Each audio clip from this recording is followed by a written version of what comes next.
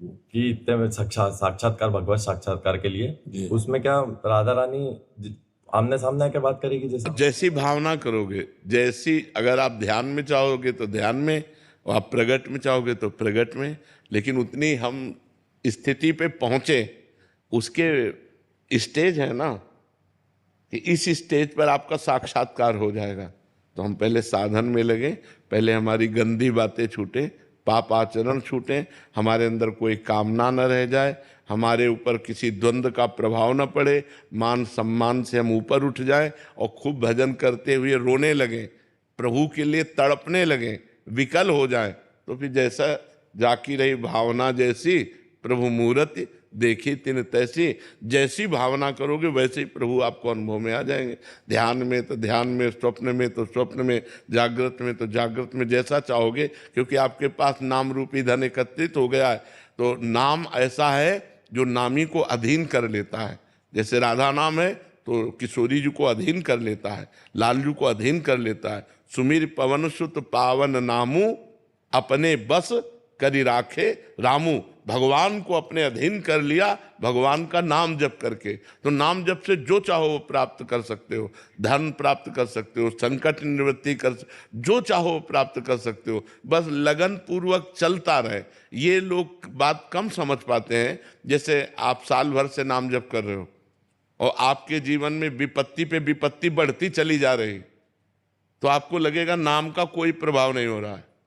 बस यहां ये बात समझनी है, नाम अपना प्रभाव करेगा, लेकिन पीछे के जो पहले से पाप का परिणाम निश्चित हो गया, वो तो जो बाण छूट चुका है वो हमारे लगेगा आके।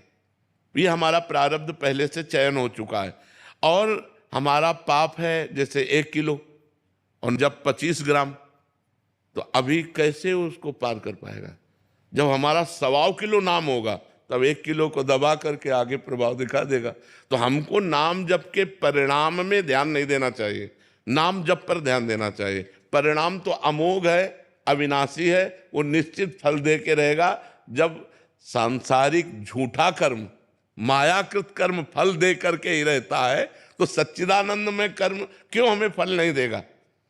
हम गाली दें तो ये हमें फल मिलेगा इसका, आज नहीं तो कल मिलेगा। और हम राम बोला तो इसका फल नहीं मिलेगा। गाली तो झूठी बात है, असत है। जब असत अपना फल दे के रहता है तो सत फल क्यों नहीं देगा? तो इसलिए हमें विश्वास रख करके खूब लंबे समय तक धैर्यपूर्वक नाम जप करना चाहिए, तब माया पर विजय प्राप्त होती। विकलता कैसे प्राप्त होती? नाम जप करते करते जैसे जैसे अंतःकरण पवित्र होगा वैसे वैसे विकलता बढ़ती चली जाती है। नाम जप करो, आप खुद देख लेना, सब कुछ नाम जप है। नाम जप से कभी कभी रोना आता है, फिर रुक जाता है। हाँ, ये गुणों का भी चक्र चल रहा है। जब त्रिगुणातीत हो जाओगे तो एक रस आने लगेगा। अभी तो गुण के अंदर है, कभी सतोगुण, कभी रजोगुण, कभी तमोगुण।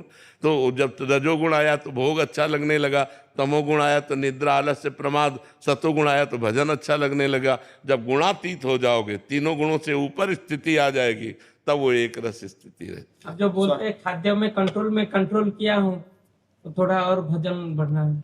जब नाम का अभ्यास हो जाता है ना तो कोई फर्क नहीं पड़ता। तभी तो कह रहा हूं अभी चलो, अभी भजन और बढ़ाओ, धीरे धीरे भजन करते रहो, स्थिति आती जाएगी। नवीन ठकराल जी।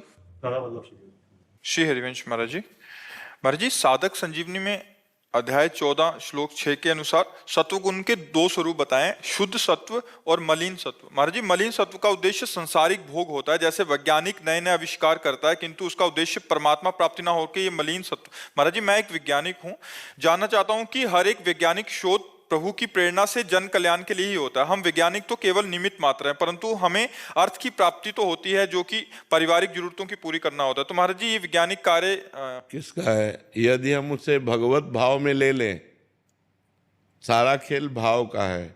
जैसे हम एक रसोई तैयार करते हैं अपने परिवार के पोषण के लिए,